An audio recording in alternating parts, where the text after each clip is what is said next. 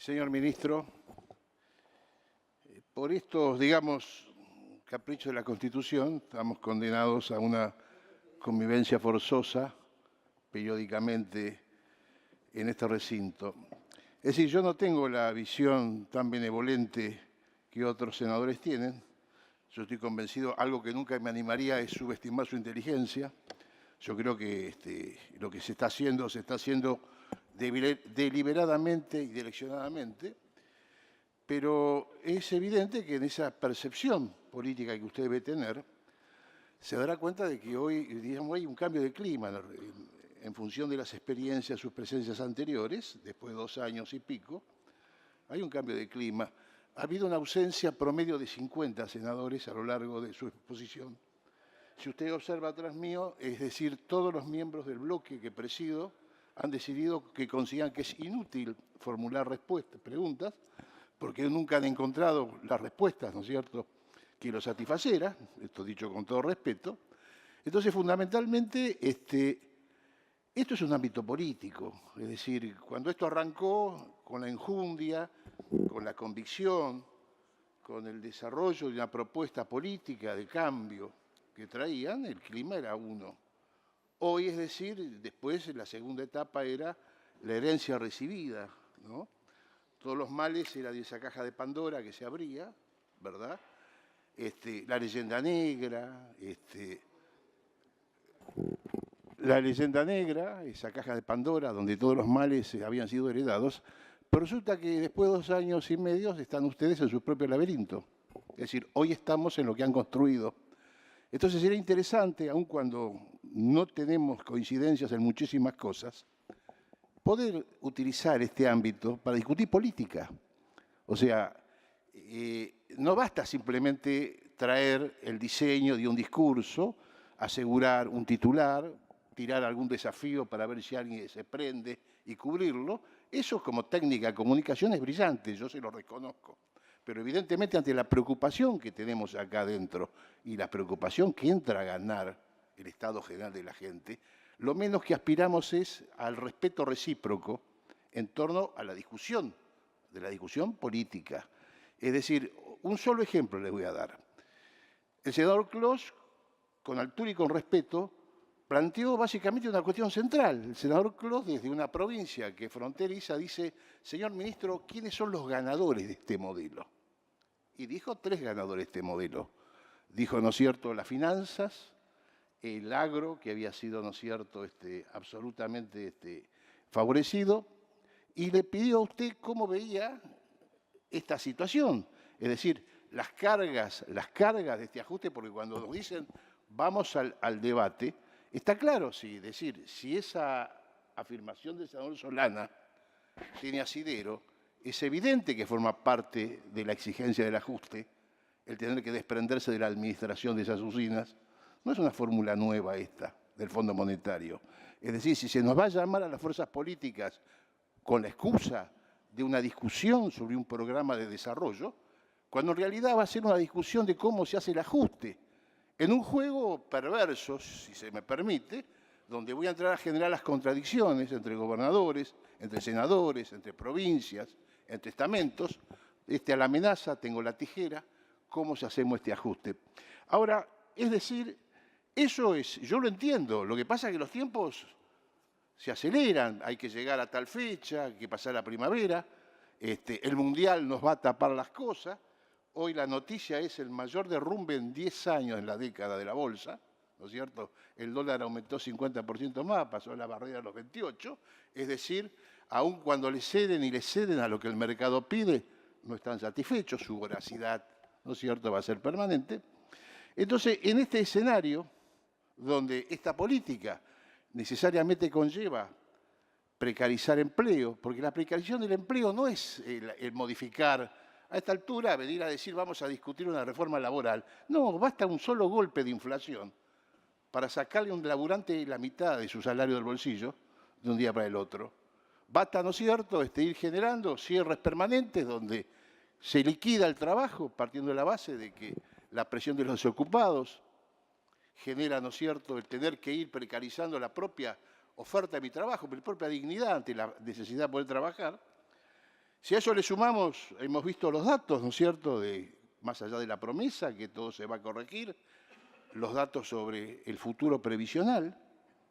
Es evidente, basta ver la experiencia, a mí me gusta y lo recomiendo, creo que usted es un lector ávido, es decir, hay un turco chipriota, Petro Markaris, que tiene un personaje, ¿no es cierto?, un comisario de la época de los coroneles en Grecia, el Costa Jarito se llama el comisario, y describe, como siempre, la novela negra, la novela policial negra, en realidad, es la descripción de la crisis social de cada una de esas sociedades, la crisis americana, la crisis nórdica, la crisis griega. Son 4 libros extraordinarios, donde plantea con absoluta claridad el futuro inmediato ante el cual nos acercamos.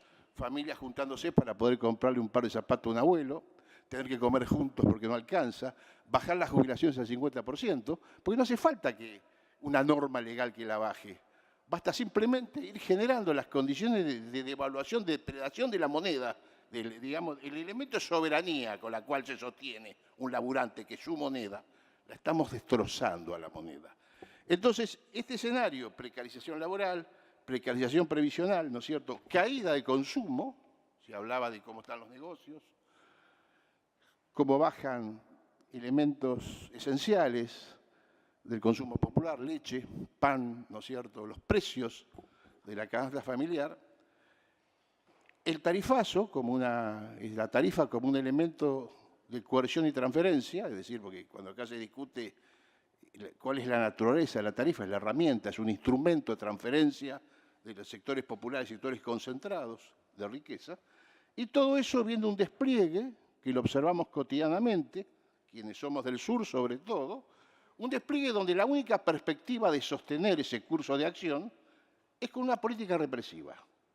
Es decir, se cambian los protocolos de represión, se entra a querer revisar las cuestiones de seguridad interior, se comienza ¿no es cierto?, con el tema del narcotráfico, a ver de qué manera involucramos Fuerzas Armadas en la lucha, en la cuestión de seguridad interior, cosa que está prohibida por nuestra ley. Es decir, viene un panorama en el cual los tiempos se aceleran y en lo cual es necesario la discusión de la política. Acá ha habido senador del bloque, ¿no es cierto?, del bloque que ha llamado al propio Ejecutivo, cuando no coincidimos con muchas cosas de ello, es decir, al tratamiento serio de la política.